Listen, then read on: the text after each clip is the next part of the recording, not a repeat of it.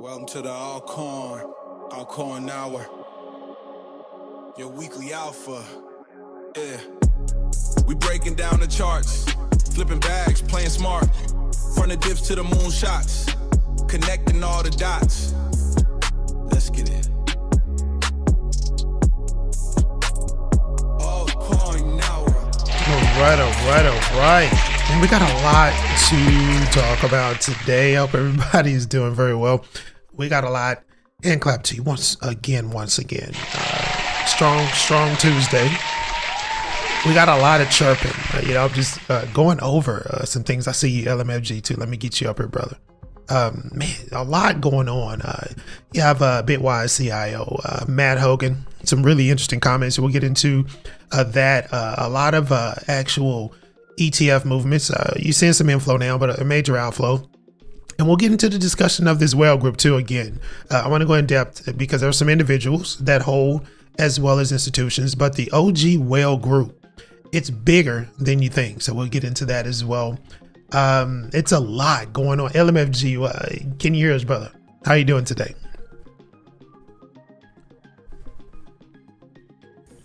There you go. I think you were muted. Try it again, brother. How we doing? Yeah, you got me? I got you, brother. Welcome to the show, man. Welcome to the show.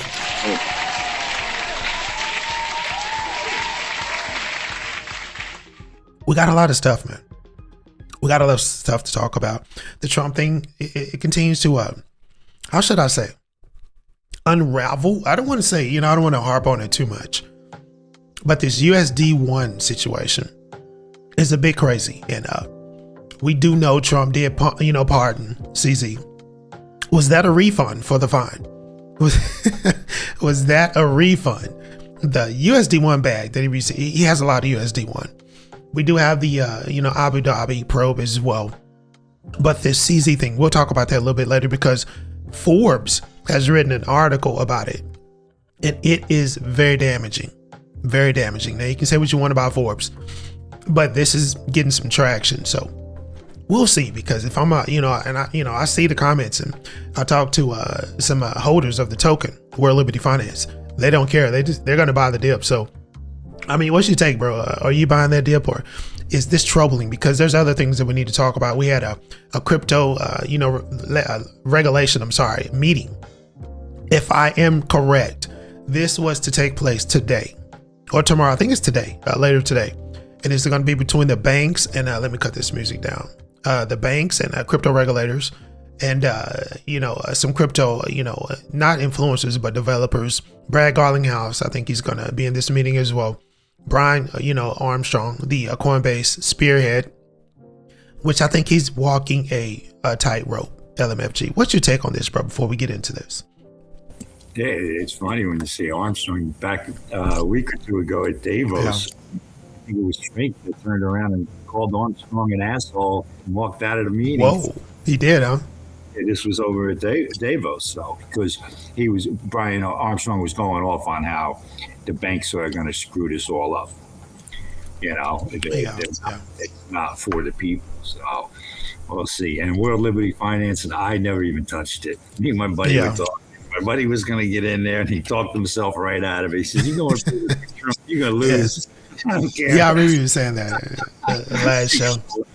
I never touched it. I don't know. My son got some, and okay. You had to jump through hoops just to get, a piece of it. But, this is, we'll get into it because this is going to factor into whether we do see this bill, get actually signed by the president. Because if it has any provisions in it, we're not going to get a bill. Probably for the next 3 years, So if it has any type of constrictions when it comes to Donald Trump and the family and the World Liberty Finance token, that particular business, those ongoings with the president and his family and the crypto ongoings, if there's provisions there that prevent that from happening, we're not getting a bill for the next 3 years. So, it's unfortunate, but we'll see how that rolls down the hill. Let's go ahead and get into the market because we have a lot.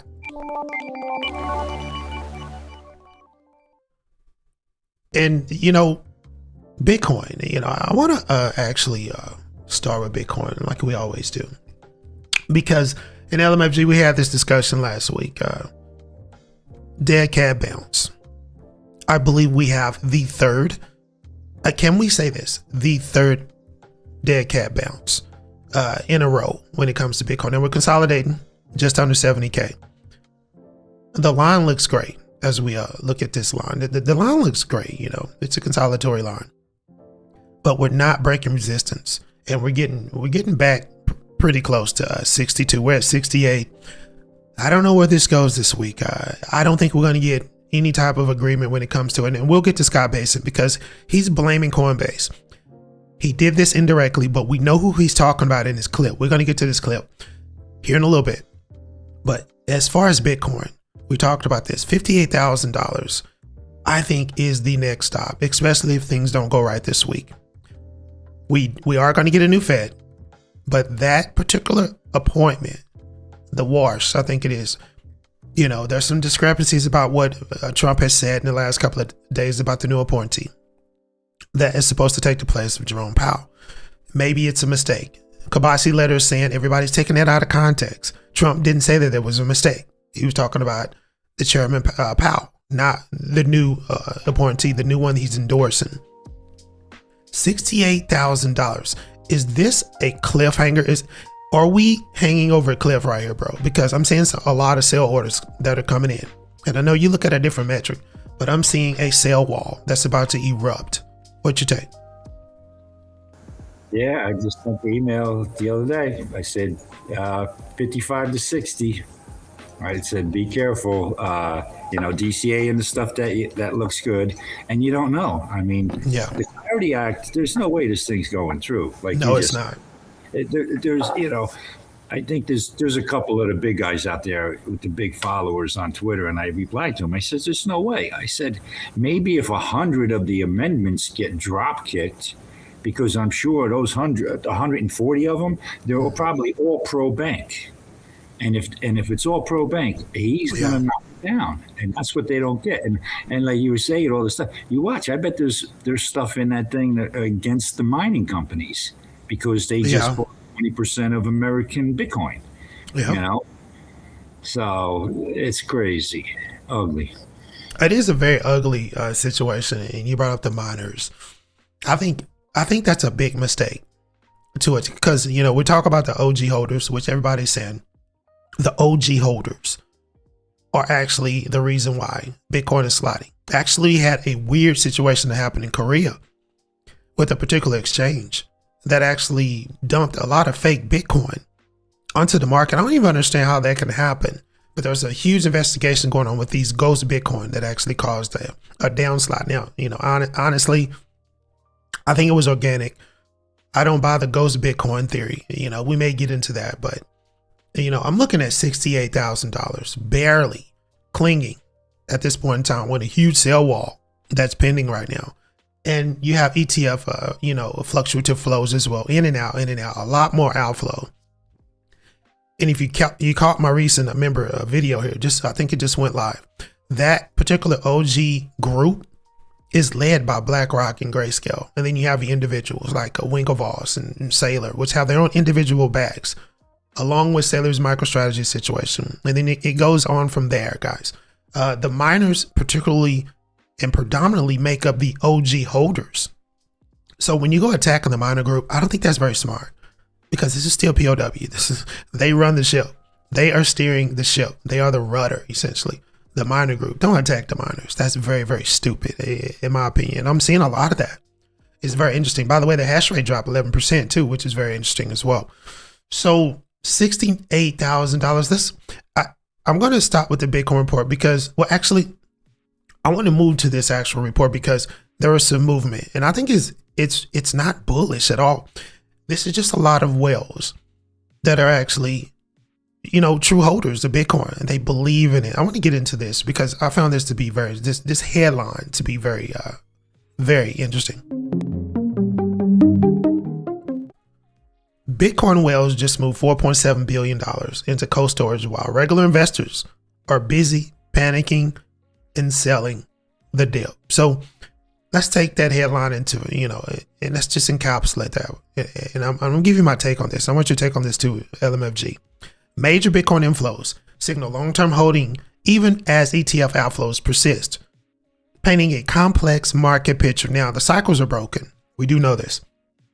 Now, when it comes to the long-term holders that are moving off-chain into cold storage, that's interesting to me because that really, really flies into the face of the OGs being upset with market activity.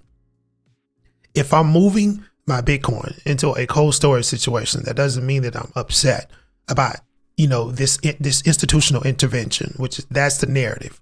The actual influx of crypto activity in politics being intertwined, and Bitcoin being involved in politics, that, they don't care about that. OG holders know what's up with Bitcoin. It's not going anywhere. They're not going to be able to crack the POW wall. It's not going to get, how should I say, forked. It's already been forked. You have Litecoin, you have Lightning, you have other iterations of it. Bitcoin Cash, which has never been able to capture Bitcoin's full value, but it's working on it. LMFG. It's worked slowly but surely. It's working on it. This is not bullish. I think it fortifies the actual substantial nature of Bitcoin when you have this much money moving into cold storage linked to Bitcoin. So Bitcoin is not going anywhere. Now, the ETFs aren't a threat. The OGs aren't upset with the ETFs, and they're not tanking Bitcoin. There are other reasons why Bitcoin is going down, guys. And it has nothing to do with the OGs. Nothing at all. Now, the miners are selling. They've been trickle selling over the past 3 to 4 years just to stay above the line. Just to pay the alarming rate of inflation is causing miners to sell their holdings so they can stay afoot, so they can keep the rigs going, so they can pay the electricity bill, right? So they can pay the bills, especially when the weather gets cold. They have to shut down, so they lose money. They got to go into the coffers. So, these miners, yeah, of course they're selling. That's how they make their living. They're miners. You know what I'm saying? LMFG, am I wrong about this? I think the 4.7 that has actually moved into cold storage, it's not only bullish, but it just fortifies the reason that Bitcoin is not afraid of institutional involvement. Bitcoin is not officially hijacked, although they're working on hijacking it, but I think it'll be impossible to do it when you have this many whales that are saying, you know what, we're going to dig in, we're going to put our money in cold storage, and we're going to hold the line. What's your take on this? Yeah, very possible. And if you look at, I just seen the news where it was a BlackRock. They just moved a whole bunch of Bitcoin and Ethereum up to Coinbase. Yeah, they're going to sell. Yeah. And that's why I told everybody. I said, watch out, 55 to 60, and that could be it. And we'll see what happens. And I know you brought up Sailor strategy on the members only, and yeah, right? Yeah. Oh yeah. The CEO comes out and says, "Oh, our threshold is more stronger than that. We're not going to sell at 60. We're not going to sell at 50." That's a bunch of BS. $8,000 they're going to hold it to. Yeah, we're getting fired. Come on, man. Do you believe that? Come on. And a lot of people say that CEO, he was drunk. 100%. I do not. Yeah, exactly. The CEO was drunk. He was inebriated when he was doing that. If you watch the interview, that guy was drunk. He was hammered. So he was talking out of his, what, as we were saying this out. So Bitcoin is not dead, but it's mortally wounded. It really is wounded. It's not scarce anymore. You have derivatives trading. You have a Bitcoin wrapped up into the casino like it's never been wrapped up into the casino before. Derivatives, longs and shorts, leverage is crazy. It's wounded. It's not as scarce as it used to be. You have ETF access. And I mentioned the derivatives. Anybody can get Bitcoin right now, which is, it's good. And it's a double-edged sword, LMFG. It has produced way more volatility than what we're used to seeing with the grandfather of the space. But, I digress from that. $68,000. I want to move to Ethereum because Ethereum is, north of $1,900 LMFG. Pretty much all of the top 15 are struggling to actually get footing within this tumultuous market. Ethereum, $2,000. We've seen and we've heard what Vitalik has said about the L2 infrastructure. It is no longer needed.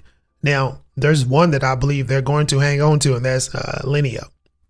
They're not going to dump Linea or Linea, however you want to pronounce it. That L2 is very special to the consensus, to the actual foundation. That's the one that I think that's going to survive the actual onslaught. But we did hear that, and that shocked a lot of people. Why they're saying that?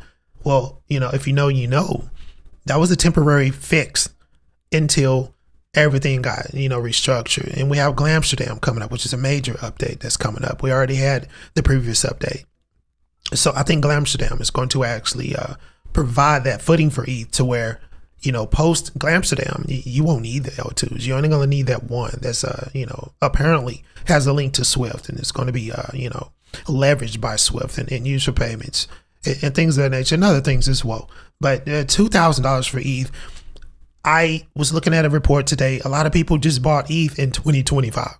You have a lot of people that are spending tons of money on ETH in 2025. I believe you should have bought almost 6 years ago. LMFG.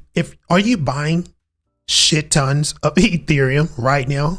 A lot of people are. It's kind of interesting to me.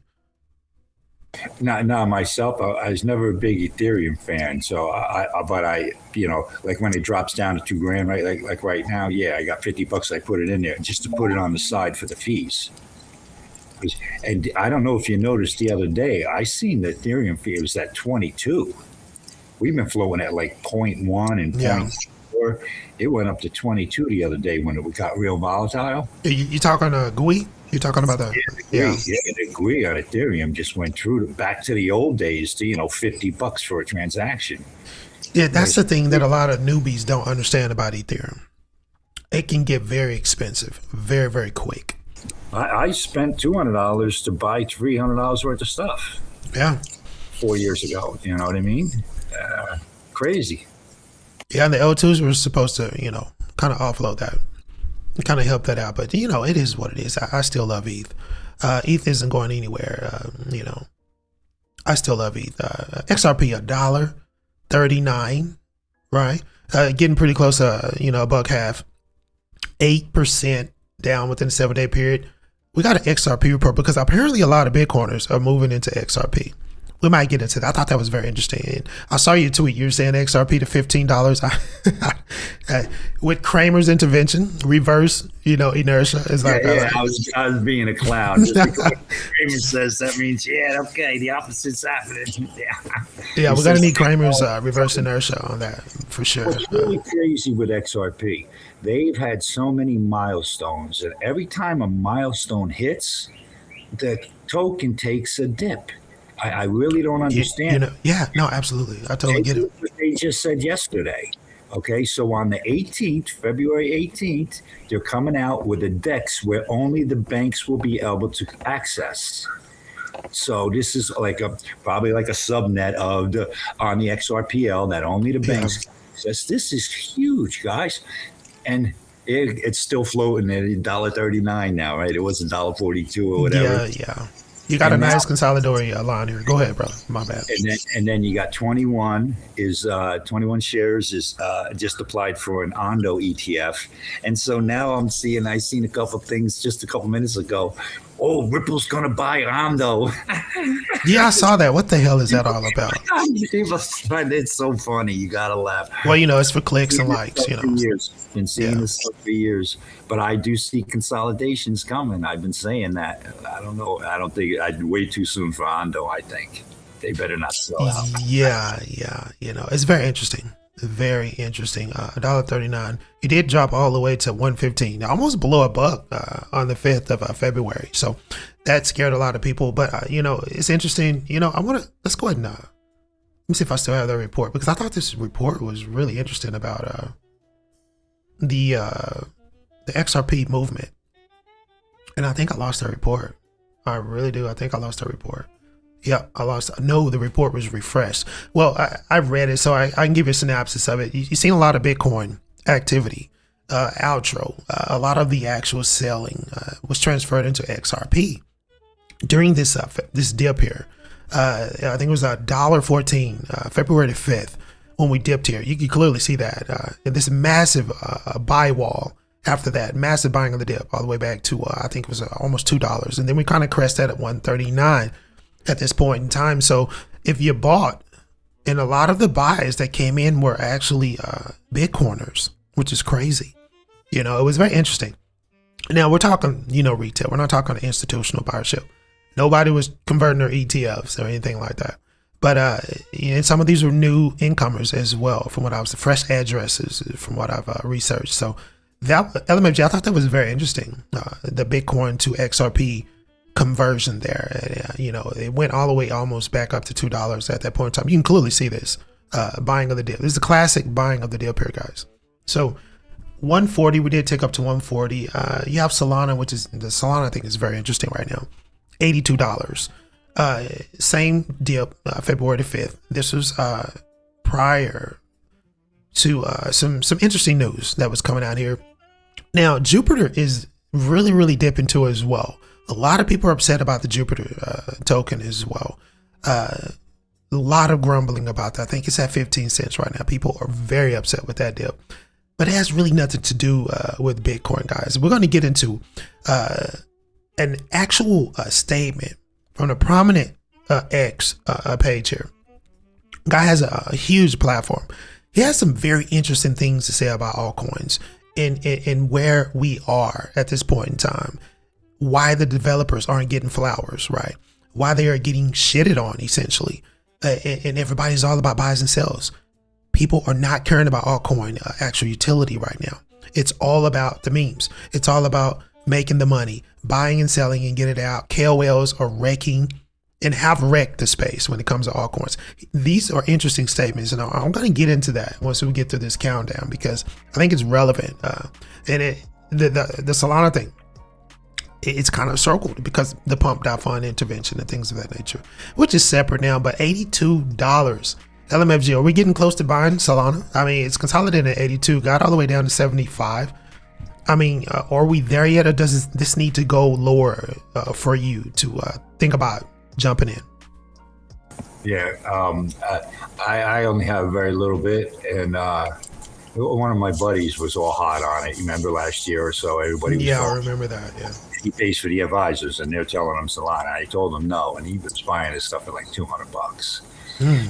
Oh, so my God! Right now, he's thinking about. You said he bought it when it was 200. Yeah, that's when. That was a really bad buy, brother. I went in when it dropped down to $10.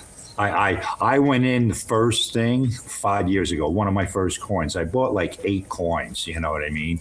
And Solana, I forget, was that maybe $40-$50 or something like that. And then it went way up, and I didn't sell it. And then when it dropped all the way down to $10, I put another $100 into it, and then it went up to what? It was 2 and change. I forget. Right? Or 180. Yeah, I think so. Yeah. You know, it was almost at its peak, and I said okay, and I sold it all, and so I made I don't know 800% profit on it, and all good. And I think she'll still come down. Here's the thing.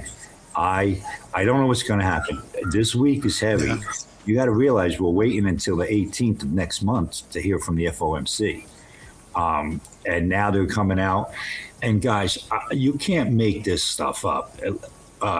Real quick, I'm going to read a headline that I read off of. Yeah, go ahead. The government will publish its delayed advance estimate of fourth quarter GDP next week. This is from a reporter. This is from an article I read. I'm like, what the hell does that mean? It means nothing. You know what I mean? I just don't get this at all. This is such bull. And so we get CPI numbers Friday, and then tomorrow the job numbers, right? Yeah. Job numbers this afternoon. It's probably going to be revised. It's probably going to be. And they're revised from last month. It's a joke. It really is. And then, we got the job numbers, and they're like, oh, everything is okay, guys. Everything, really? It's okay. We're good, right? Everything is great. Stock market. Who cares about the stock market? And by the way, we'll get to the stock market. I mean, I know a lot of people are invested, 401ks, things of that nature. I'm not callous, but it's not a good barometer when it comes to Main Street. Main Street is screwed. I'm telling you, man. And everything is not okay. And I think they're going to revise those numbers. It's going to be well over 200,000 jobs lost. And they're not just, white collar. It's not just Amazon, and UPS. We're talking about manufacturing. The manufacturing job cuts in the last, month or 4 weeks have been dramatic. And here locally, I know for sure it's true. It's not a lot. And see, they want you to think that it's just, Amazon and UPS, all these white collars, upper echelons. Trimming, costs and things of that nature. Nah, BS. We're talking manufacturing now, and that's where it hurts because we really don't manufacture a lot. So, and those are, those are really, really good backbone jobs, that retail needs. Again, the job numbers, that is a big deal, and they're downplaying it. You're right. It's just a bunch of BS, right? CPI is a lie. That's what I like to say. The CPI is a lie. The numbers are cooked. So just do your own research. Yeah, it is. Solana is sitting at $82, guys. I want to get into this report because $57 is what the Fibonacci extension. This is what it's, let's get into it. It's very interesting. So just to tag on to this before we get into the rest of the show, Solana price eyes, this is a headline, eyes $57 Fibonacci extension as bullish volume fades. And we already knew this was going to happen because where is the substance really? You have tokenized stocks that did land on the chain, that fell flat. You have a phenomenal chain, Now I was told that it was down the last 5 hours. I didn't see that on chain. But I was told there was some struggling going on. Maybe there were some people on X that are just, being trolls. But I don't know. I have to check that. Did you notice a chain outage? We've talked about the stability of Solana. And I've seen some posts this morning about it being down. I didn't research it. Did you get any information on that? Did you notice? No, I saw, but I wasn't too much. Had to go out and get my teeth cleaned at the dentist this morning. Got you. Yeah, we got to do that. Starting to read and all this stuff going on is crazy. It's a lot. Relax. Everybody's got to relax. So it's blockchain. And I'm telling you, this stuff that we just brought up with the numbers. Yeah. If they had all of this stuff on blockchain and all these systems on blockchain, it would be real time information. We wouldn't be worried. Oh, what's the numbers? And we revised. And some of these revisions sometimes are at 30 and 40%. I know, man. And nobody gets fired. And if nobody gets fired, and then the budget, it's like, oh yeah, we ain't got a budget. Oh yeah, kick it down the road. It's like, what? No, you're fired. I need the budget. Yeah. No, you're right, man. What they're not going to do, put this on chain. They're not going to put it on chain. They can't manipulate it. And here we go. Yeah, come on, man. That's the thing. There's no truthfulness. Bunch of incompetency. I think that's why all the amendments now, they're all starting to realize now. They're reading and they're like, holy shit, they're going to see all of this. We can't let this go through. Whatever to do, push stuff in there that Trump will veto it at least, and we could look good. Well, he's going to veto the Clarity Act if it tells him he can't have. Dude, that's what I'm learning here with over the last 5 years because like I said, I've never dived into politics this much. And these guys are all a bunch of.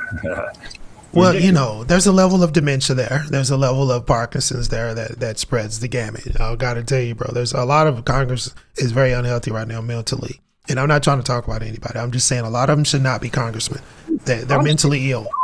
I'm not even 60. I'll be 65 this year, and I know it. I nowhere near as sharp as I was even 10 years ago. And God, 20 years ago, I knew 300, 800 numbers off the back of my head. And I could tell you what 4 digits or 5 digits would go to a PBX office, And,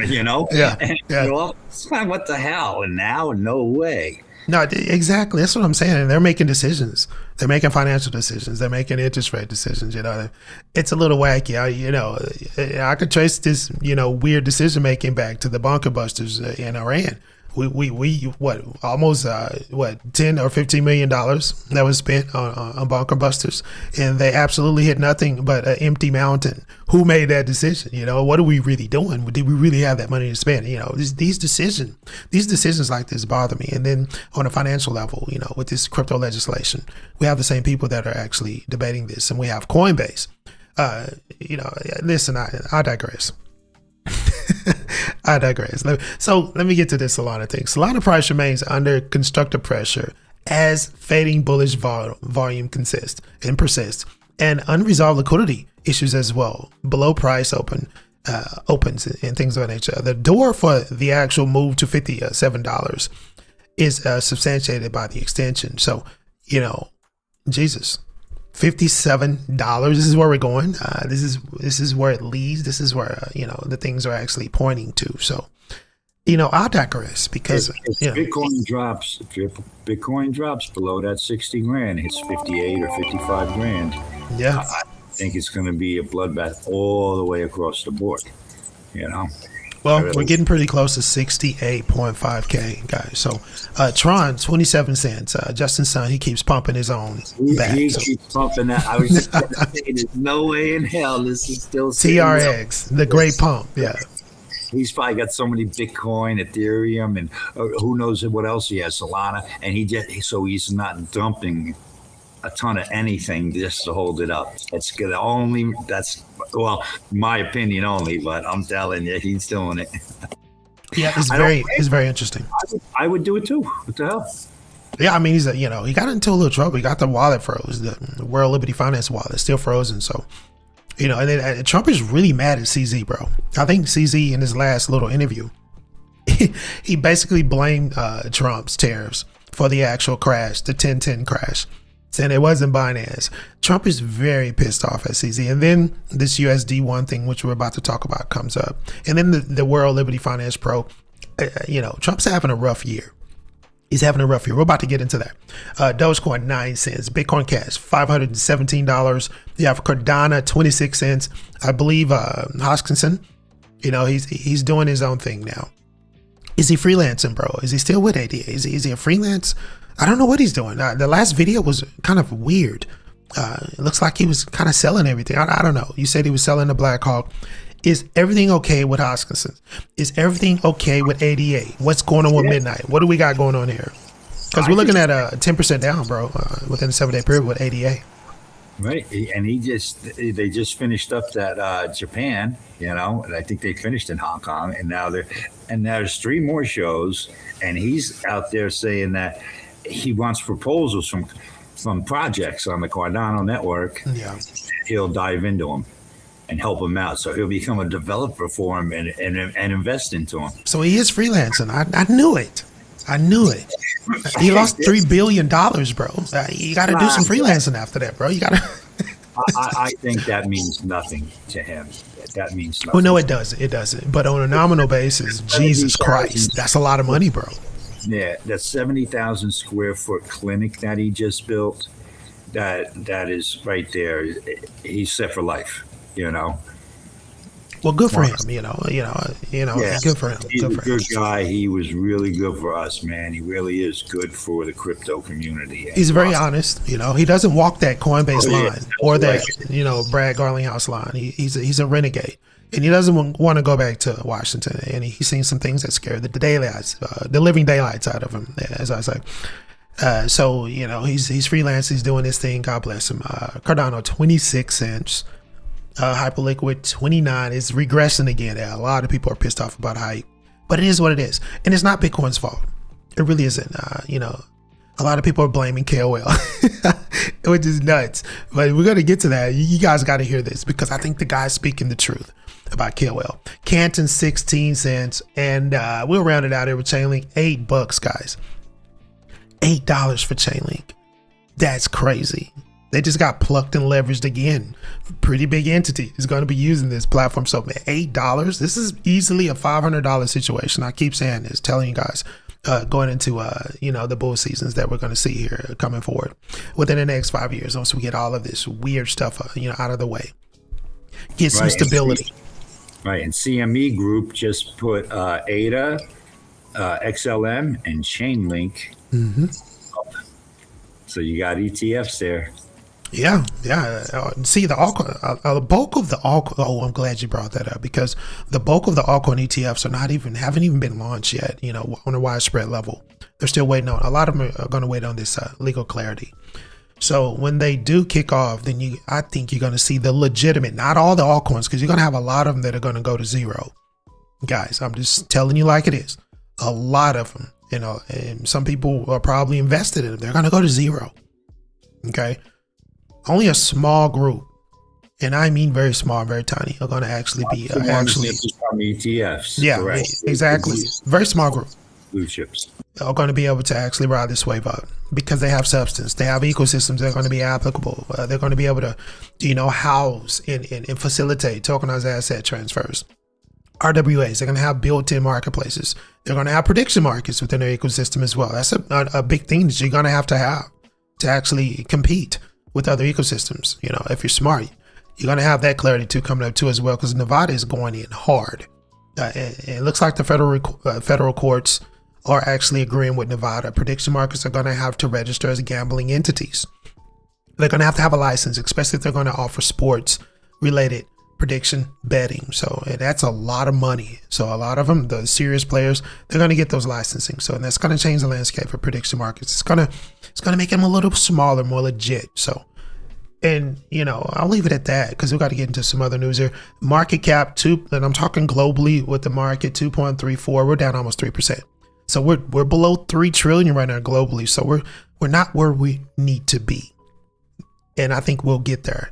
It's going to take some time though. You know, altcoin season, forget about it. If anybody's telling you altcoin season is near, unfollow them. They're weird. You're not going to get an altcoin season this year. I'm sorry. We have an RSI score. It's almost neutral. So there's some balance that is actually trying to occur. But when you look at the fear and greed, you know, and we talk about this too, brother, 10. There's a lot of fear in the market right now. So it's crazy.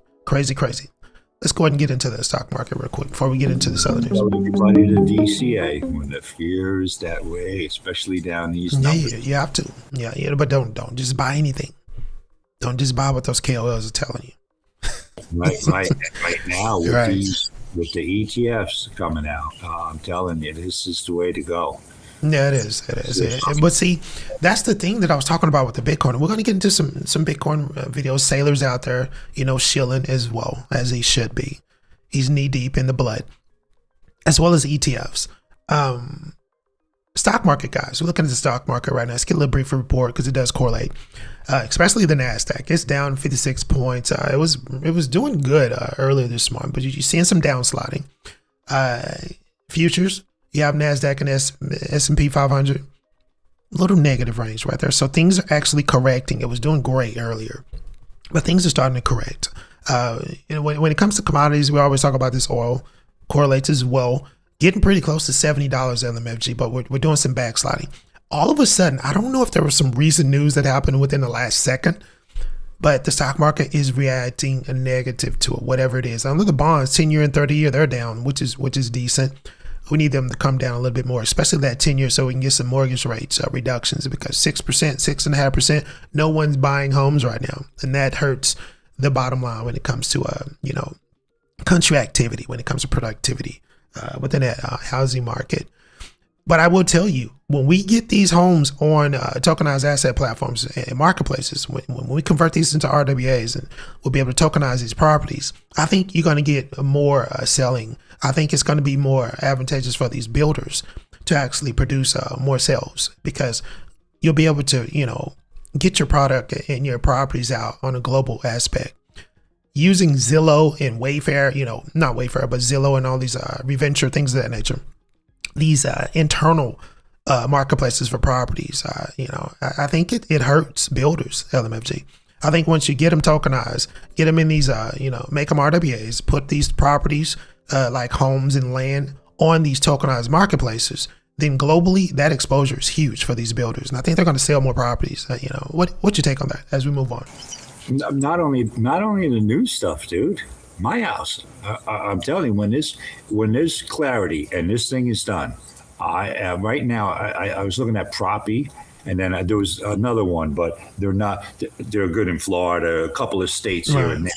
The second it happens in North Carolina, I don't have the funds, but I'm gonna ask my buddy to pay off my deed. I owe like $60,000 on it. The house is worth $360,000, and I'm gonna make that. I'm going to make that NFT, and I'm going to put that out there. Even if I put take $100,000 out of it, and I got another $200,000 liquidity, I'll have a loan that I don't even have to pay for. You're looking good right there. I like, you know. It's so beautiful. This is what the banks are finally starting to pay attention to. Now they're like, holy shit. And no matter what, we may not win here, and it may take years down the road, but eventually the people got to win. We got to pay attention you vote for, man. They got to vote for the people, not the banks. And right now, that Clarity Act is all for the banks. They got a bunch of amendments to the Genius Act. These banks, they're trying, and they got to change their business model, period. No, absolutely. They can still make money, because you got to realize once this goes in foreign exchange, you're probably talking at hundreds of trillions of dollars that the banks are going to have in their pocket now. And they're going to have to figure out what they're going to do with that. No, you're right. You're right. Now, we're looking at Bitcoin again, 68. It's kind of like hovering at 68. Now, it's not Bitcoin's fault. I'll call that 69, brother. You might as well round it up, right? But, it's not Bitcoin's fault. It's not the OG whales that are suppressing Bitcoin, guys. It's really uncertainty. It's legal uncertainty.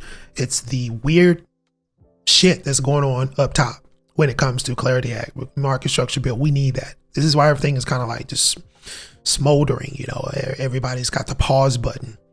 But when it comes to altcoins, it's still a lot of BS that's going on. A lot of developers aren't getting flowers. A lot of them are getting smashed, not appreciated. It's all about buys and sells. No one cares about the actual product. This is something that was said, and we're gonna get to this, because I think what was said here, and we'll compound with the KOL issue. And from what this gentleman is saying, this is why altcoins, a lot of them are going to go to zero, and a lot of them are really, really appreciated at this point in time, because the value has been stripped. It's all about buys and sells. And it has a lot to do with KOL. And that's what has damaged the altcoin market, not Bitcoin. Let's get into this, because it's very interesting. Very interesting.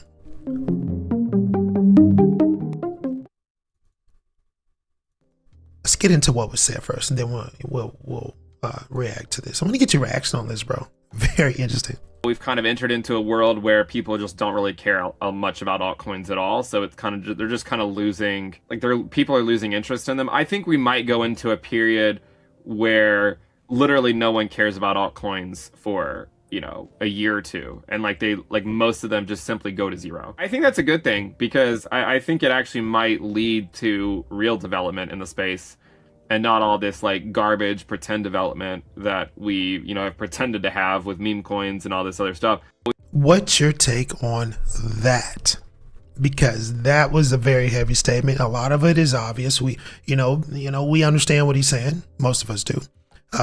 What's your take, bro? Is it a good thing that they're going to go to zero? I don't know. There's a lot of people that are holding a lot of altcoins.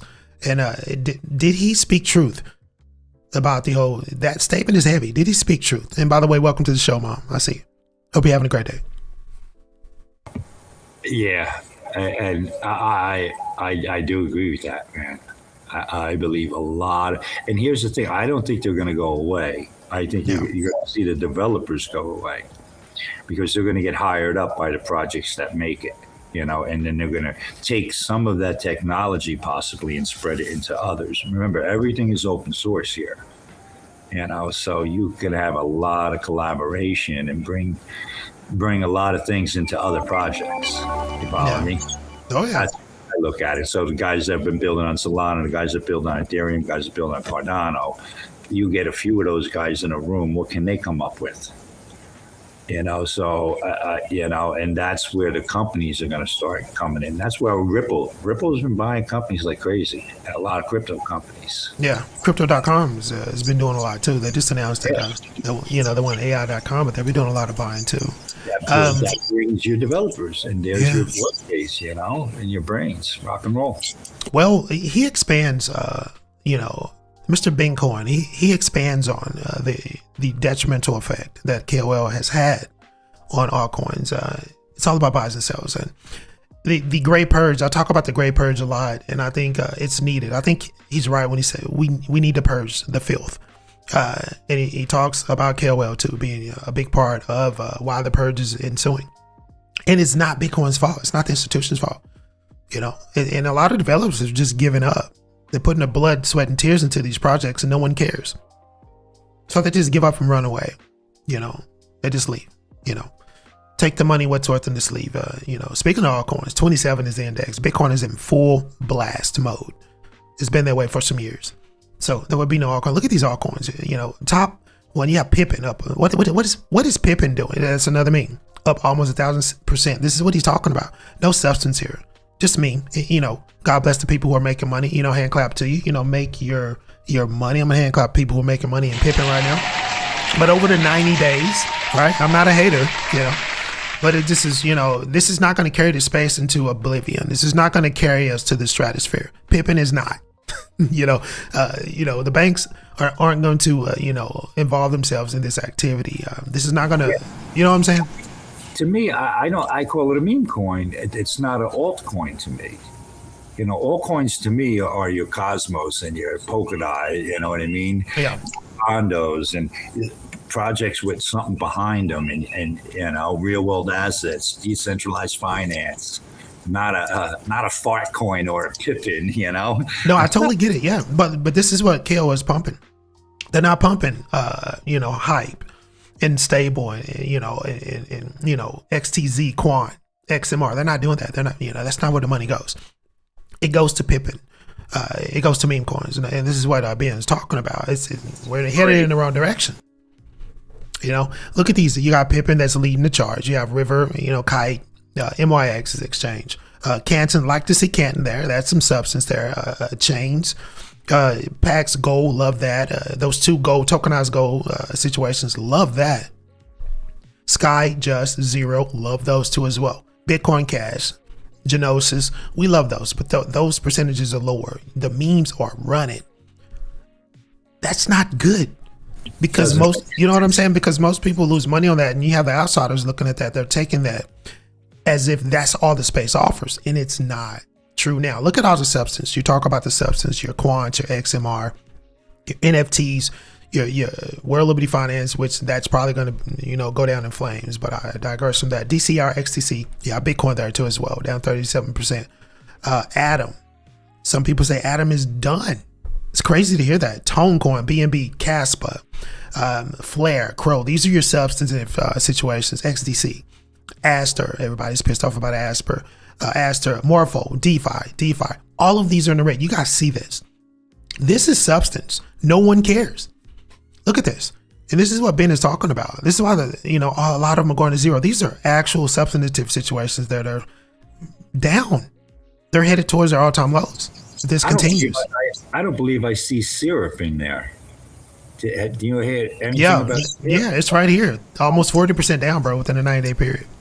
Maple syrup. It's Maple Finance. Yeah, it's right here. My buddy just sent me an email. It was last week. I read a little bit about it. It's really small, and yet he got a buy order on that from one of his guys. Well, he's got the mother of all dips. I mean, he's buying it at the right time, but I told him no after reading what I read because it's so small. It's really, really small, and I don't know. Look at this. It's crazy. And it goes to his point. ICP, almost 70% down. A lot of people are saying ICP is a rug. That broke my heart. That really broke my heart because I like ICP. I like what they got going on. But developers, true developers that are developing outstanding product are not getting love at all. They're not getting any love. Like DPIN, right? Your ICP was where you're building a network like Render and stuff like that, right? Mm-hmm. Isn't that ICP? No. This internet computer, internet computer. That's the acronym for internet computer. That stack is unique, bro. ICP is a beast, but no one cares. This is a bad thing about that. And you have Night too, down almost 100%. There's your midnight token there. It's crazy. It really is. All this substance here, all this great tech, down profusely. But the one that's pumping the most is Pippin. So this is what Ben is talking about. The space is crazy, right? It's like so inverted, essentially, or perverted. KO has perverted the space. Let's go ahead and say that. But everybody wants to blame OG Bitcoiners for bringing the market down. That's a bunch of BS. Okay, it's the culture. This is where all the money's going. Memes.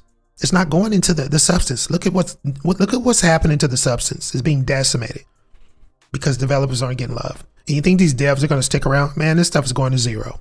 Just like Ben was saying, these are going to zero because these devs are not going to tolerate this. They're not going to continue to go bankrupt while everybody pours into the memes. I don't. If I'm a dev, I'm out. Come on. I'm going to go work for AI. I'm going to go get me a job and do some AI work because that's where they're going. That's where these devs are going. If they don't get support, they don't get the flowers, they don't get the actual, camaraderie, the money, the investorship, they're going to AI. That's where they're going. And that's when you're going to see a lot of altcoins disappear. It's very sad. Now, let's get into a bigger excerpt of what Ben was talking about. He's going to really go into the KOL aspect of it. And I do agree with this wholeheartedly. You're going to love this, LMFG. You're going to love this.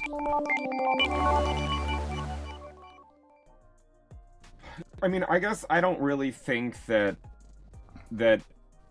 KOLs are really durably changing the market, right? Like, I think that, if you have a large enough account and you tweet about something that has a small enough market cap, like that can certainly have an effect, which is one of the reasons why I don't talk about things with small market caps, because I don't want to influence the market. Because a lot of what those guys do is they get allocations in those projects by the projects, right? They have a certain amount of tokens allocated for KOLs, and then they and I know this because I get offered it all the time and I say no. And usually within a few days after I get offered and I say no, well, I usually don't even say no, I just don't even respond. But usually like a few days later or a few weeks later, I will see, the same group of KOLs promoting that coin that I knew there was going to be some marketing campaign for. And oftentimes they're really not disclosing it's a paid promotion. They're just pretending like they're really bullish on it for whatever reason. But in reality, a lot of them end up dumping their tokens after hyping it up. And we've seen a lot of this with like on-chain analytics. It's kind of caught a lot of these guys doing it. So I don't participate in that. I don't like the one thing I have done to incorporate it is we I track something called the social interest or social risk on my platform, and that I use that to try to give myself insight into was retail coming into the market, were they leaving the market, and that was one of the things I feel like kept me on the right side of things this cycle, like not really expecting altcoins to move in the same way they had in prior cycles. And one of the reasons for that was basically looking at the actual true interest in crypto and seeing that it just was essentially like non-existent. LMFG, that's heavy. And I do agree. The KO aspect over time has literally perverted and inverted perspectives. It's pretty bad right now. And the actual external outlook and people who are looking in, they're very scared to partake. The ETFs make it easy, but most altcoins don't have ETFs. It's very easy to get into Ethereum, Solana, XRP, HBAR, Bitcoin essentially, but that's it. Those are the predominant ones, but we'll see this expanded throughout the year. But what he's saying is very, very true. And the actual perspective is different. It's not as bullish as it used to be. That's why altcoins have not been able to get proper footing. That's why you're not going to see an altcoin season for some time until these ETFs are fully launched and fully backed with, regulation. What's your take on what he said, brother? Yeah, 100%. And I guarantee that it's in there. The KO, there's something about the KOLs at 100 and I think they're at 150 amendments now with the Clarity Act. Yeah, I guarantee there's a half dozen of them or more that are going to concern. They have to advertise paid promotion. It's law with everything else, no matter what it is. Even the commercials. If you look, if you're old like me, and you don't have any glasses on, you can't see that little television that says this is a paid promotion. And they don't do that, brother. It's going to change. And like I was saying this a long time, right? You see thousands of these chains. You're going to see 50 of them, and 30 of them are going to be rock and roll, and 20 of them will be memes that'll pop up, and maybe a meme that'll have something behind it. People having parties or something, We'll see. We'll see. It's something to think about. And a lot of people don't care about it because a lot of people are just here to do some meme hopping. It's okay. You know what I'm saying? Get your grind on, as we as we say.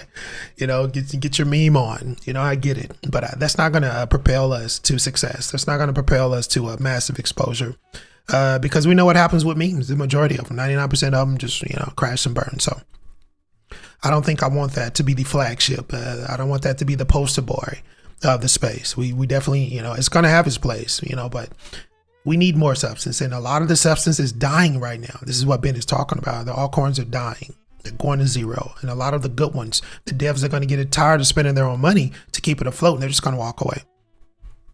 And then that's when you're going to get a massive institutional takeover. And that's when it's not going to be that very, very fun for us. Now, I want to get into Scott Basin. Let's get into some Clarity Act news here.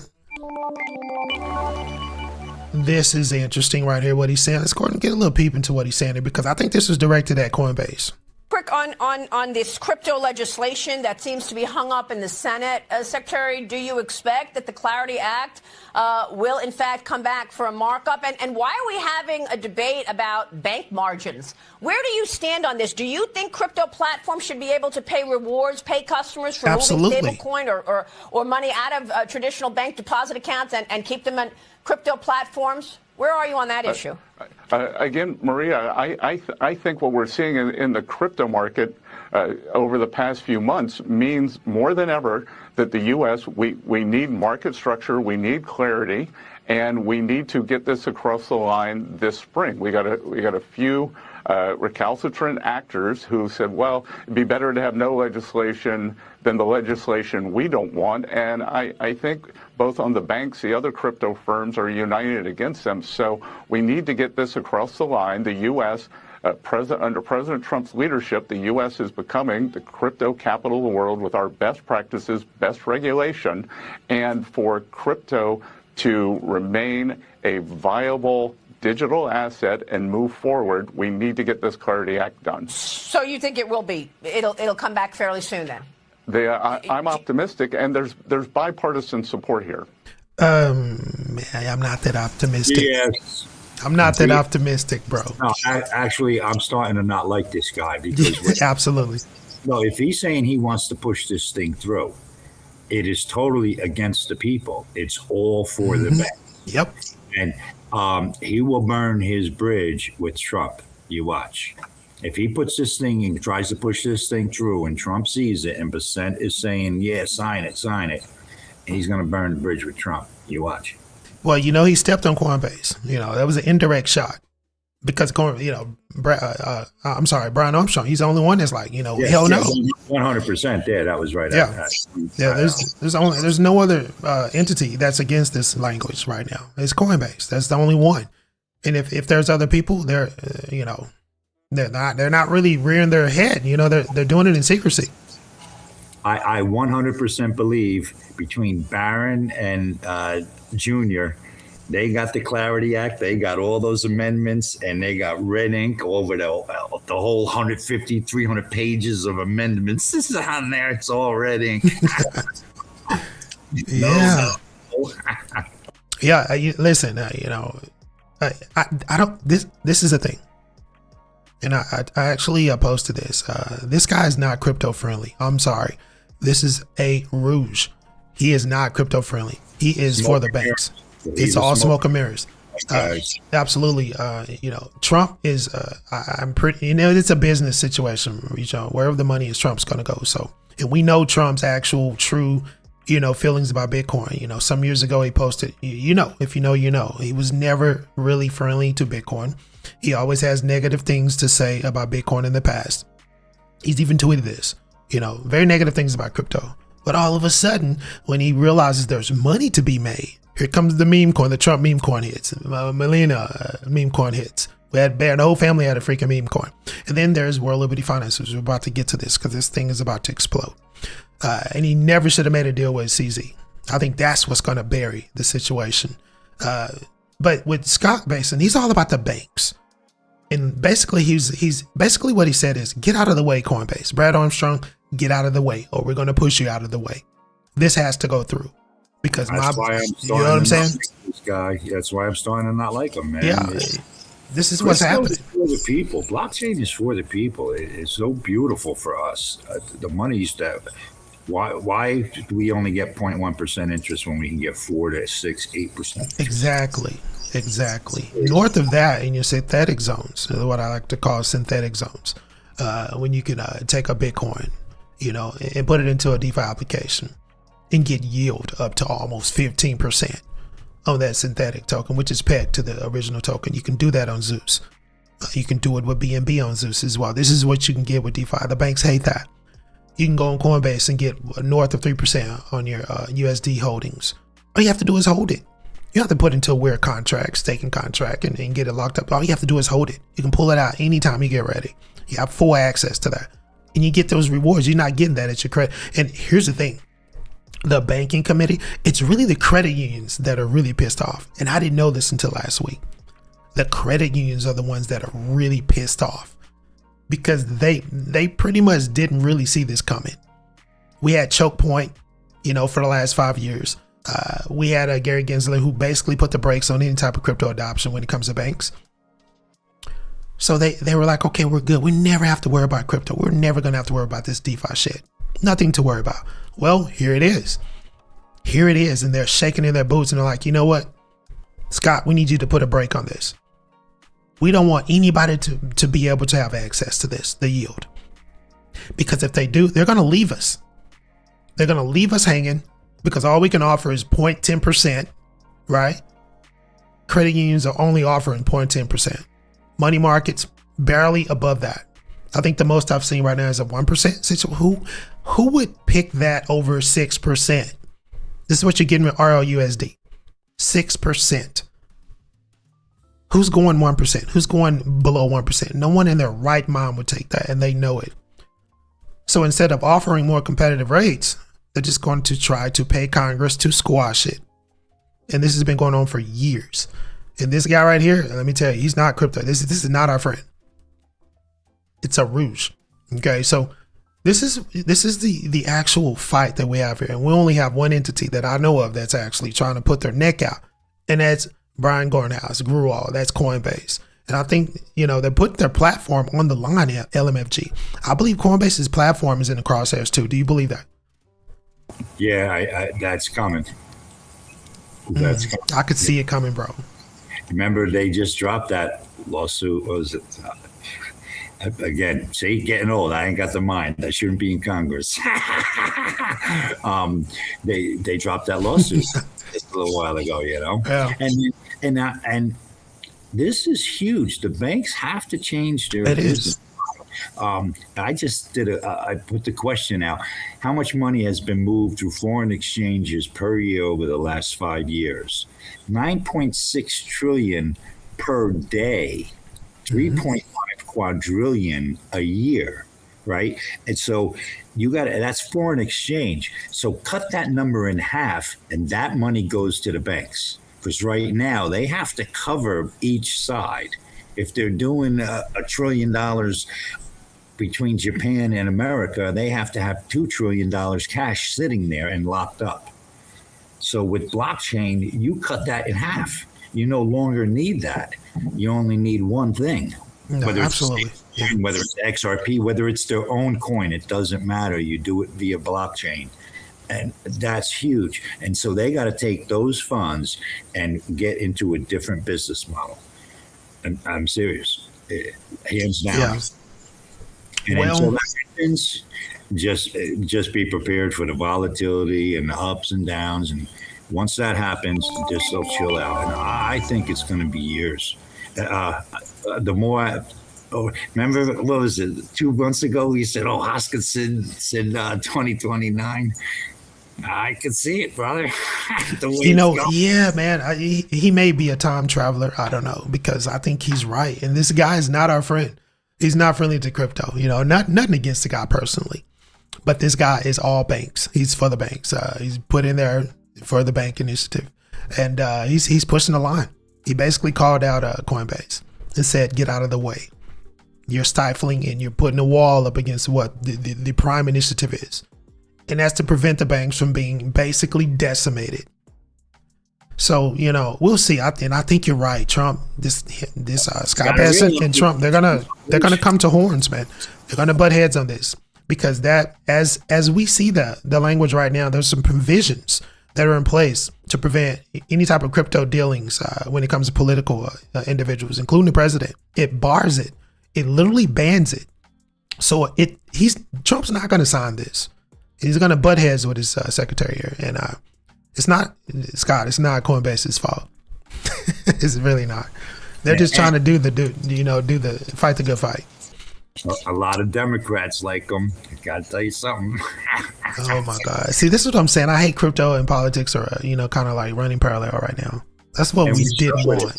Exactly, and we're stuck with it. They had it clean. I say Trump screwed it up between starting War Liberty Financial 6 months before the election, and then 2 weeks before the inauguration, the Trump coin and Melania coin. That was just 3 stupidest moves, because that Clarity Act, they had 20 Democrats. That thing would have been signed, and it was raw. And granted, they'd be in there now tweaking it, but fine, it would have been fine. We were covered. We had stable coin yield. Yeah. And they just took it right out. It's ridiculous, man. I will give credit to Scott Bessent for this point. When it comes to being the crypto capital of the world, we have this news that came out here. I think this kind of bolstered that whole notion and that particular situation. You guys know this guy, right? The esteemed leader of China. China tightens crypto crackdown on crypto and stablecoins as well. They're going all CBDCs. This is it's a CBDC situation. They're shielding out crypto and stablecoins. This was kind of interesting because this is advantageous for the country, and this would actually usher in, with proper language, right? If it's passed, it will actually make it easier for the country to be the crypto capital, because look what just happened in China here. China has banned unauthorized offshore yuan stablecoins, according to a notice from the actual central bank. Officials emphasize that only the state-issued digital yuan is legitimate, calling private RMB stablecoins, quote unquote, illegal financial activities. Now, this announcement comes days after Bessent told Congress China may be developing a gold-backed digital currency to challenge the dollar, unquote. So, bro, this has been this is interesting because this will make it easier for us to become that crypto capital, because we see the MiCA language is very, very hard on stablecoin activity, very constrictive. UK, very constrictive. Europe just ban all types of cryptocurrency transactions with Russia, and then you have China. So if we're wide open here in America, we will be the crypto capital. I could see that happening. What's your take on this? Because they pretty much shut the door again.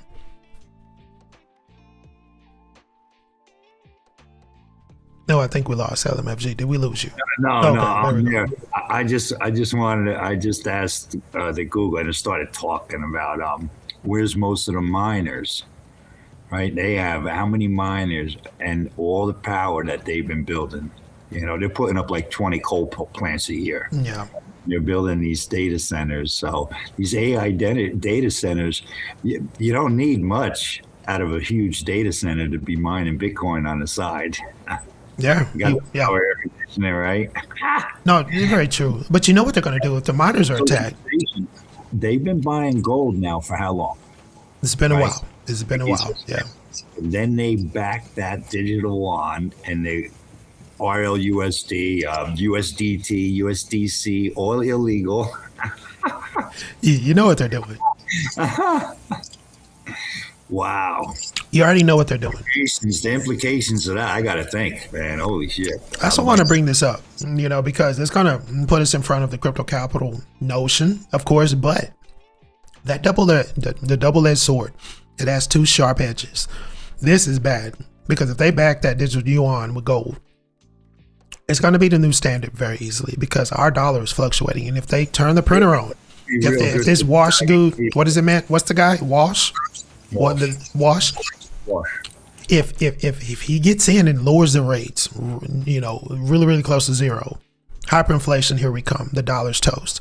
This yuan back digital, back with gold, will easily become the standard. And this is what they're doing. Hey, You know what? And Trump likes to give people credit. So do I, man.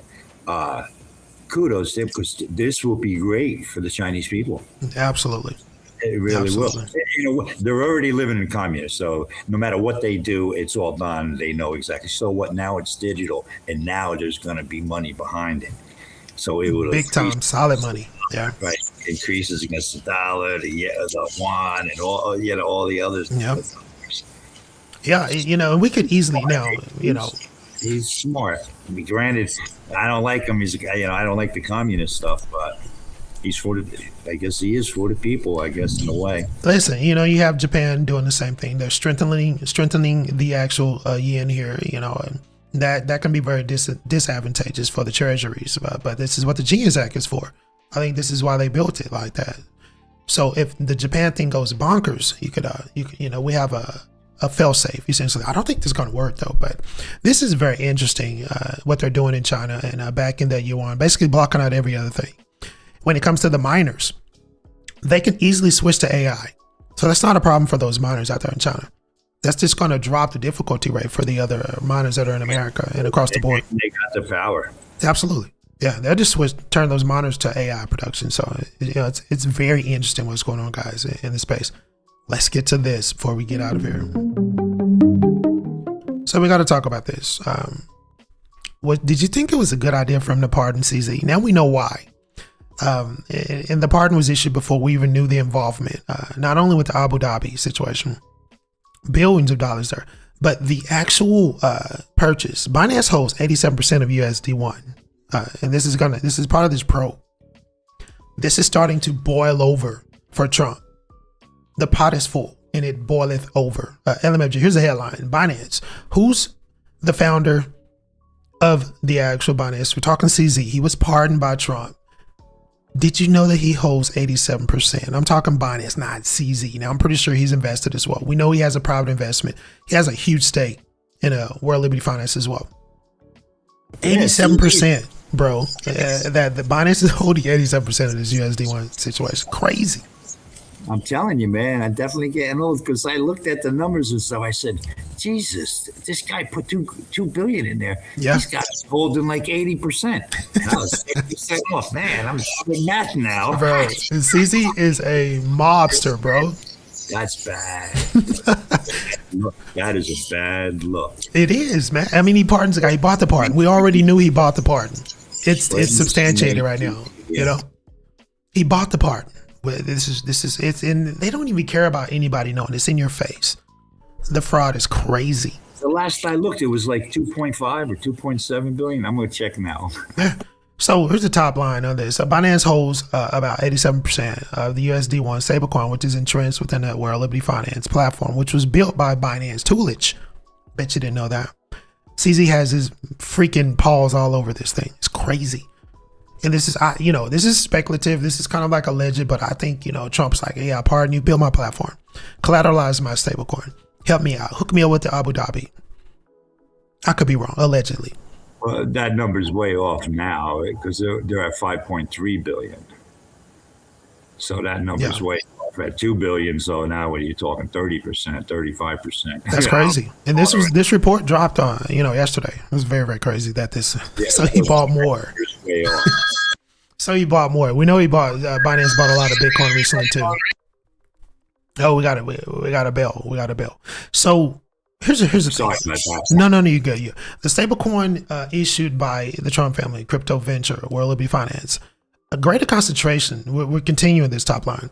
The concentration is greater than any other major stablecoin has in a single exchange. So they own more USD1 than any other actual stablecoin or any other buyer of a stablecoin within a single exchange. This is unprecedented ownership of a said stablecoin that's entrenched. Now, underscoring the depth of the actual financial relationship between Binance and whose founder Trump pardoned in October, this, and World Liberty Finance as well, which already had handed or added an estimated $1 billion. This went to President Donald Trump's net worth, guys. $1 billion was handed over. He bought that pardon. I'm sorry, he bought it. Now, here are the key facts. Let's get into this. Between its own wallet and its own users' accounts, Binance holds approximately 87% of the USD1 circulation. Crazy. Roughly $4.7 billion of the $5.4 billion total supply. Huge chunk. Now, the highest concentration, and CZ has a personal interest as well within the actual token, World Liberty Finance token. When I tell you he has his paws in this, he has his paws in it. Kind of reminds me of the FTX situation, but I digress from that. Now, the highest concentration at any third-party exchange among top 10 stablecoins, this is what this amounts to. By market cap alone. As of Monday, according to the Forbes analysis of data from Arkham Intel, and anybody can access this when it comes to blockchain analytic platforms. Now, World Liberty Finance may be deepening that concentration as well. In late January, 2 days after Binance announced a promotion where USD1 holders would be awarded $40 million in one of the World Liberty Finance's other cryptocurrency products. We're talking about the WLFI. I don't know if you guys noticed this, but the actual USD1 holders were actually airdropped WLFI. It was $40 million airdrop campaign. Now, Trump Crypto Venture actually transferred about that much worth of World Liberty Finance to Binance as well, according to Arkham. So, man, there was a lot of airdrops. If you're a holder of WLFI, look out.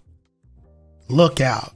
My Lord, especially if you're a minor holder, man, you got balls. You got balls. And a lot of you probably didn't understand what was going on here, but here's a little tidbit about Binance. It is still prohibited, although you can access Binance.us. You know, there's a US faction that I can access to as well.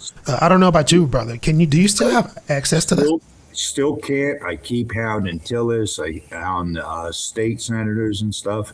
Nothing. Wow.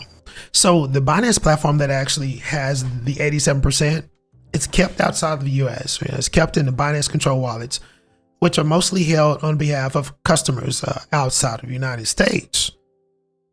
Very interesting. Now, the Trump affiliated LLC owns about 38% of the World Liberty Financial Token, which stands to profit from its stablecoin by investing the dollar back in USD1 into assets like US Treasuries, keeping the interest currently around 3.6%. So, bro, this is bad. This is so ugly.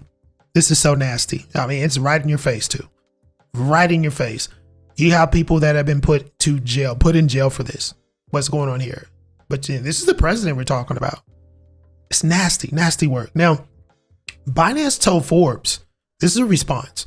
Its involvement in USD1 is similar to what it provides for other cryptocurrencies. Quote, it is not uncommon for large exchanges to hold large amounts of certain tokens, unquote. And there is no connection between CZ's pardon and Binance's promotion of USD1. World Liberty Financial called the promotions, quote, standard practice, unquote, and said any suggestion that Binance can influence the company are basically patently false, unquote. CZ's attorney called the pardon an effort to rectify an injustice, unquote. The pardon was needed because CZ was unjustly arrested. Now, if you talk to Elizabeth Warren, she thinks the other. All right. So this is what's happening. And Carolyn Levitt's had a lot to say about it too as well. She said, unquote, Trump has never and will never engage in conflicts of interest, unquote. LMFG, what you take, bro? This is funny. It's really funny to me. Carolyn said he would never do this. Yeah, it's ugly. Hey, if you can bring up the USD1 chart and look at the market cap, and I don't know, it looks like quite a few $100 million just went into it again. Oh my God. Straight up. And that's false, saying 87%. Right. Oh yeah. 31%. I actually used a calculator. Crazy. Oh yeah, it's a stable coin. This this chart is wacky. No, the market cap. Go to the market cap. Yeah, I'm seeing the market cap. No, you're on price. No, I'm looking at the market cap right now. It's 5.37. It's up almost 0.08%. I see what you're talking about. No, I meant on the graph. Oh, okay. I got you. Oh shit. You're right. Now throw it out to a year. Throw it out to a year. Check it out. I don't think it'll give me a year. It only gives me a month on CMC. I need to go to TradingView for that. But I do understand what you're saying. It only gives me a month, and it looks weird. No, you can really see it now. You do bar stuff. That's why. No, so you could really see what you're talking about right now. Yeah, I know. It's yeah. Here it is. Here it is. Jesus Christ. Oh, we're going after him. Okay, let's put more money into it. Oh God, do you see that? I see what you can really see it. Let's go out. There you go. It's like there you go. Jesus, oh my God. You know, it's in your face, bro. It's in your face. Follow the money. And Carolyn Levitt said he would never do this. But at the same time, my buddy Nick says, you go into business with Trump, you lose. You're gonna lose. You know, it is what it is, man. No one's going to do anything about it. Trump is in control. You know, who's going to do anything about it? You know, Congress is in control. They make us seem like it's a two-party system, but it's a one-party system. The rouge is the difference, the two wings, which is a bunch of BS. No one's going to do anything about this. And CZ got his part and he bought it. And the actual, allegedly. So the actual deal was, I want you to build me a fantastic rouge. We're gonna call it World Liberty Finance. We're gonna do a stablecoin. So I want you to collateralize it for me. Hook me up with the Abu Dhabi connection. We need to fund it. Let's go ahead and do a private sale. Let's make some money. 49% they sold. Absolutely. And then while you're building this, we're gonna go ahead and launch a Trump coin. We'll kick it off with Trump coin, and then my wife will get her going, and let's go. We have been used. Bitcoin has slightly been hijacked. This is so bad. It's so bad, bro. Now here's a conspiracy, and like I said, like Trump gonna see this thing and he's gonna say no. Right, because it's all against them. They'd have to totally get rid of World Liberty Finance, American Bitcoin, sell all their stuff. What about this? He gets all pissed off. At the same time, he's already made how many billions of dollars, and he tells the boys, I saw the report. Dump it all right now. So everything that they don't own, their Bitcoin, their Ethereum, everything they own, World Liberty Finance, they sell it. Ripple will probably buy most of the stuff, right? The miners are American Bitcoin will probably just buy them back out. And they totally walk away, and they walk away with another couple $2 billion. And now he's totally out of crypto, all of that. It goes through, the banks are happy, and he just goes and builds that island and makes that thing. And that's different because that's only going to be real estate, and they'll probably hire whoever buys World Liberty Finance to do all the art for the titles and stuff. Yeah. I think you're on to something, because if the language goes through and if he capitulates and signs it, he's going to have to sell it. Yeah. And he'll probably walk away, probably over $4 billion. I believe this is like his most advantageous. He's never made this much money in this shorter time on all the deals that he's done. Dude, his entire freaking life, including real estate, all that, the gambling, the bankrupt casinos, all that shit. Bro, he's made so much money within this short time. I mean, billions, over billions. I was looking at the total. It dwarfs what he's made in his lifetime in real estate and building it, and what he's been doing prior to the presidency. We're talking prior to the first term. He's made so much money off this, bro. And this is why Elizabeth Warren is like, wait a minute, this is not right. What the hell is going on? Why is this being tolerated? Say, okay, boys, dump it. And move on and build that island. Get that island done now ASAP on the island, because they got extra money. They can expedite everything. See, I think this is why you got this is so bad. It's so bad. I think this is why you got China's like, you know what, screw it. We were thinking about crypto, but Trump has just completely just nuked crypto. So let's go ahead and block all that BS. We'll go ahead and back our digital yuan with gold, and let's go ahead and just take over the shit. This is what China's doing, because I feel like, Trump, he's completely nuked crypto. It's not just all KOL's fault. He's completely nuked it. And you're talking about those OG holders we were talking about, You have Tim Draper, 30,000 BTC. Winklevoss twins, 70,000 BTC. You have, Sailor. Then you're talking personal bags here, 20,000 BTC with Sailor. You get crazy ownership. And then the institutions. Then you have corporate holdings with Strategy. The Bitcoin mining firms, Mara, 53,000. When these guys really get scared, I hope he doesn't spook these groups, because if they get spooked, it's a wrap. BTC's going below 50K. And then that's when strategies are going to sell. It's going to be a cascading effect. Altcoins are going to be decimated. You're talking about a great reset. Where do we go from there? I don't know. I hope it doesn't happen. But what we're looking at, what I just read you, is a huge conflict. Not good. And it's out there. You're getting a massive probe going into the World Liberty Finance right now. And a lot of actual, it's kind of like you're lifting up something in a shed that's been in a shed, dark shed, for you lift up the mattress or a piece of wood, and all you see these bugs and these roaches just running all over the place. This is what they've done with World Liberty Finance. They're lifting the veil, and this probe is basically unearthing a lot of bad stuff, guys. And it's not good for Trump. They're going to try to, smoke screen the hell out of it, put a lot of shiny objects in front of us, make a lot of noise, but I don't think it's going to matter. This is huge. Any chance you know who's sitting on that committee? Is Pocahontas charging it? Yeah, there's some other ones too. Dude, this is not good for midterms. They're going to use this against him. Oh, they're going to drag it out. You probably won't even hear anything for a while, because they're going to dig and dig and dig, so they have a bunch to come out with, And guess what the collateral damage is? Us, our space. I'm trying to prevent from cursing. Our space is going to be collateral damage. And we're going right back to, we're going to be knocked back to the freaking Stone Ages. Crazy, man. They'll lose eventually. They definitely will lose eventually, Lounge. There's no way to keep going against the people, It just... Well, it is what it is. Like, yeah, I think you were about to say that.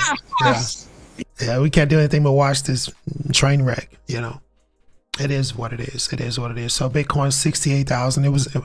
Bitcoin is trying. It really is trying very hard to do what it needs to do. But you look at here's the year perspective on Bitcoin. The trend is ugly. It is very ugly.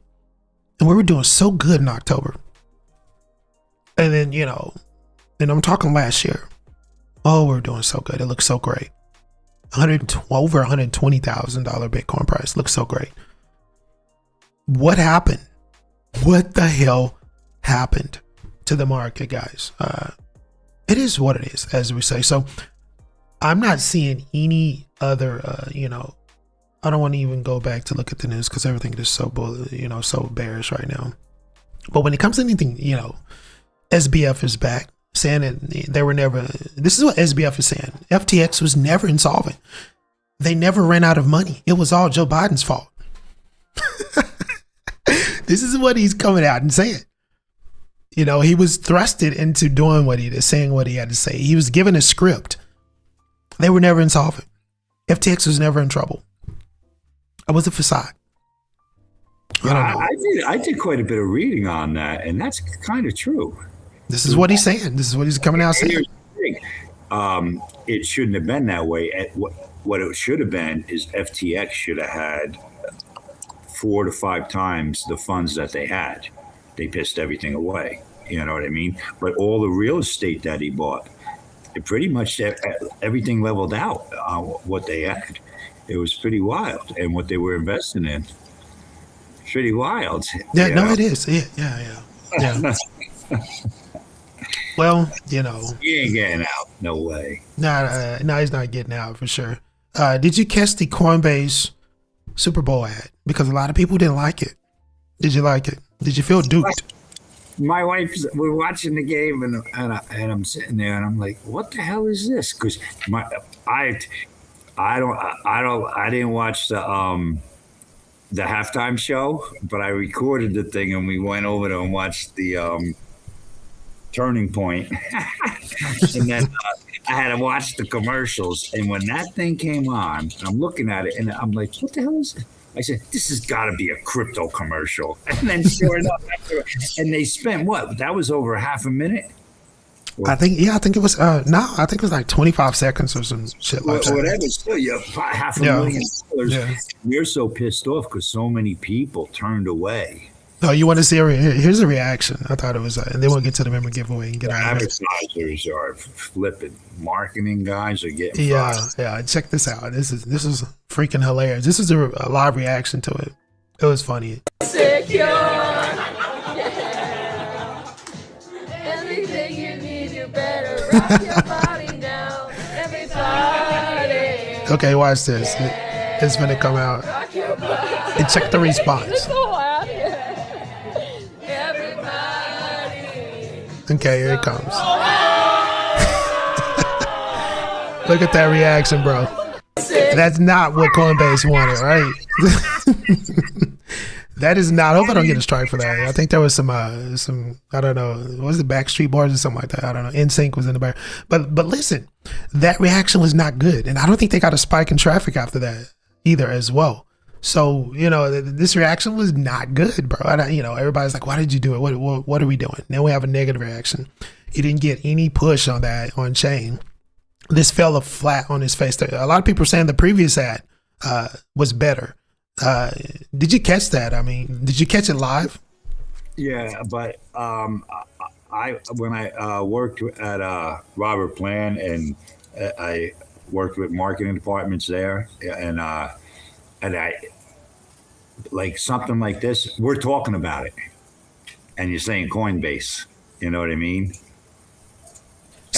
Okay. They did it on purpose. They made this just stupid ass thing, and now everybody's still like, "Yeah, did you see the Coinbase commercial?"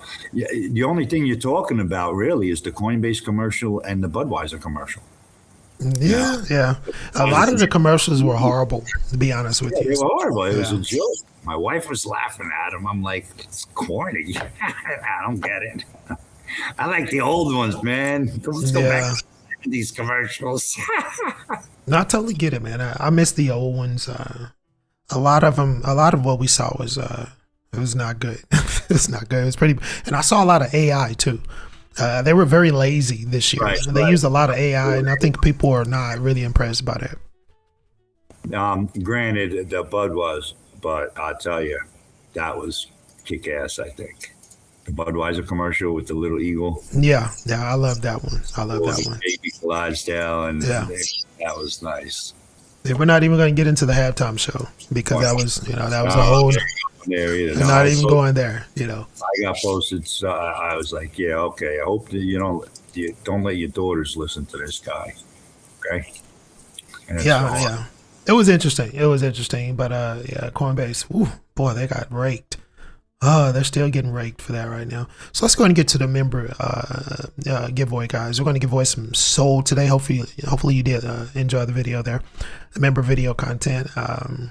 That whale group. Hopefully they will hold their Bitcoin. A lot of them are moving to cold storage, so that that's a good sign. That we talked about that earlier in the show. So we're going to spin this wheel. All you have to do is interact with the member content, become a member, and interact with the member content. You can get on this wheel to win some weekly Solana. All right. So let me make sure I got everybody on the wheel, and then we'll spin this puppy. I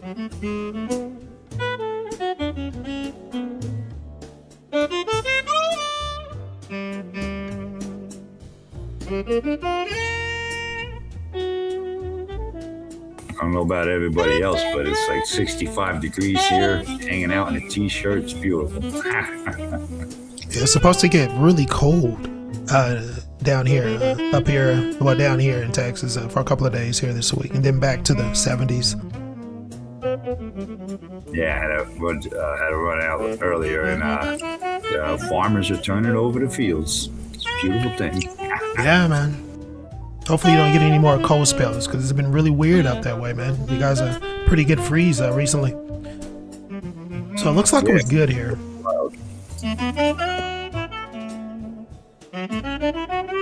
All right, so a little jazz intermission there while we make sure we got everybody that had qualified for the giveaway to get on. I think we're good. Let's go ahead and spin this puppy. Let's get some SOL out.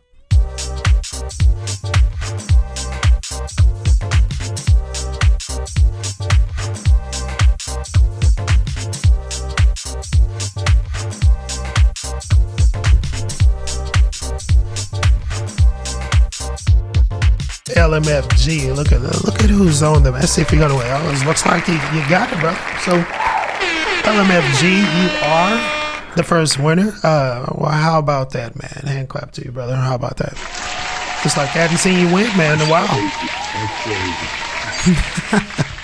I know you were telling me you're gonna do a giveaway sometime this year. Yeah, well, congratulations, man. Congratulations. Let's go ahead and get 2 more. All I need is that SOL address.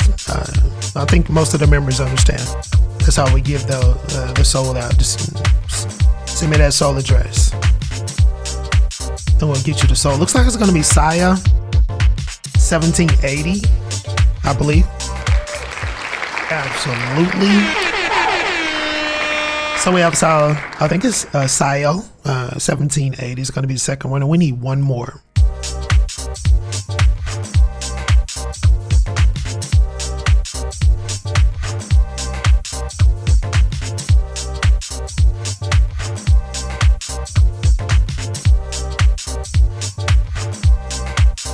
And I think we got it. It looks like it's going to be Cherry. Cherry or Charlie, I think it is. Let's go ahead and go with Cherry. 837. So let's go ahead and do a recap on the winners. We have LMFG. Congratulations, brother. First winner. We have, yeah, absolutely, man. Saya is 1780 is going to be the second winner. Hand clap to you. And we have Cherry 837 is going to round up that winner group. Let's go ahead and give a hand clap to those winners. All I need is that SOL address. And we'll get that to you. And that's going to, you know, I don't see any other breaking news that we need. Plus, I got to, we went kind of long today, but we did get oh yeah, this is interesting. I don't know if you guys have ever been involved with SafeMoon, but this is interesting because I know they're trying to make a comeback, and this will be the last report here. SafeMoon founder Brandon Caroni was sentenced to 100 months in prison for his erroneous activities, his weird activities. This guy deserved more than that for the phony situation, better known as SafeMoon. The founder was sentenced to 100 months in prison. Hand clap for that. We need more of this. This is fantastic. This guy right here, the very, very esteemed founder of SafeMoon, the principal of lying. This dude lied a lot, LMFG. I don't know if he got involved here, but this guy deserves way more than 100 months. But I think this is a set of precedence. It took a long time to get this guy in jail. He was running. They finally got him in jail, 100 months. Hopefully he'll do every bit of that time. And you guys remember this logo. This may trigger a lot of people. But yeah, you know, hand clap to justice, and hopefully, you know, we can get more of this. You got some comments that are mixed. XRP Bible says, for what? This is not fair. Okay. Crypto 85 says, good scammers need to go to jail. That's where they all belong. Absolutely. Sparky says, I remember the project well from 2021. Got out with a bit of a profit. Luckily, good for him. And a lot of people are like, great news. A lot of people are like, great news. So Speedy says, good. We need to put Alex Moody next in line, mega weapon, and then add Seeded Network. So the weapon token. Who is Alex Moody? I don't know who that is, but he's saying we need to get that guy first. What you take, bro? Do we need to see more of this? Yeah, I actually went into SafeMoon. You know, oh, did you? Yeah, it was one of those gambles, and then they cut it over and changed the tokenomics. I had to deal with that bridge and shit and blah blah. Yeah, did you buy the wallet? But here's the thing. You get the wallet too. Remember they went to that wallet and everybody got rugged. A lot of people got drained in that wallet when they switched to the wallet, the new wallet. Yeah, I don't like all these wallets. Too many wallets. Not a good thing. And all you need to do is just grab one bad wallet. Yeah. And you're in trouble. You know, and they're popping up like crazy. Every project has its own wallet. You know, it's got to be careful. You do got to be careful. You know, I'm still OG. I like my MetaMask. You know, all the problems that I had with MetaMask were my own issues. You know, it was user error. I was being very careless. So I can't blame Consensus for that. for what happened with my previous addresses and my previous keys, because I was very careless, you know. But once I figured out how to keep things safe, you know, MetaMask hasn't been a problem for me. So, you know, and I use cold wallet options for my keepers, you know. And when I'm trading, you know, I go on chain. You know, I don't use SEX. I used to, but I don't use centralized exchanges. You know, I just don't. The only one I use is because of on and offboarding, and that's going to be Coinbase. You know, I have no problem with Coinbase. You know, so. But yeah, what's your take on Bitcoin? We are still at 68, consolidating, or we're going to get past this, or we're going to break resistance, or is this the best we're going to be able to do? You know, until regulation, until everything gets kind of ironed out. What's your take? Yeah, I'm telling everybody just right now, if you can put in the orders of 20% or 15% lower of anything that you would want a DCA into, and have those orders set up and let it sit. Yeah. If it gets down that low, then great, you're in. If not, because I think we'll see what happens, dude. Tomorrow, with the numbers, with the jobs, and then the CPIs on Friday. Right? Perfect timing. That's a boom. You're going to see either stock market crashes or goes up. Who knows? Yeah, we'll see. The numbers are always bogus because they have them so revised the next month. It's ridiculous. So, yeah, we'll see. That's all I can say. It's just sit and hold. We'll get there. It may take some little more time. That's all. Yeah, I totally agree with you, brother. You remember that Bitcoin conference 2024? A lot of this is what's circulating here, social media, not just X. What is it, Lucknick? I think the guy's name is Lucknick. They're saying he's the pirate that's, you know, steering the ship when it comes to hijacking of crypto. I don't know, man. You know, I think everybody's just really toasted right now. A lot of altcoin holders are really in the red. They don't know what to do. They're so far in the red, they don't know what to do. You have Bitcoin holders that are moving to cold storage. The OGs aren't tanking Bitcoin. It's a culmination of a large whale group that is causing a lot of pressure. And a lot of it is coming up top from the ETF vehicles. There was a report here, I think I have it, to where, and you mentioned this earlier, that BlackRock just sent over 3,400 BTC, worth nearly just $500 million to Coinbase, as well as some Ethereum. So this is going to put pressure on altcoins. Do what you need to do. Do your research as well, especially if you're DCAing. Be careful, because this is not the bottom. I don't care what anybody says. So with that being said, have a great day, and we'll see you in the next video.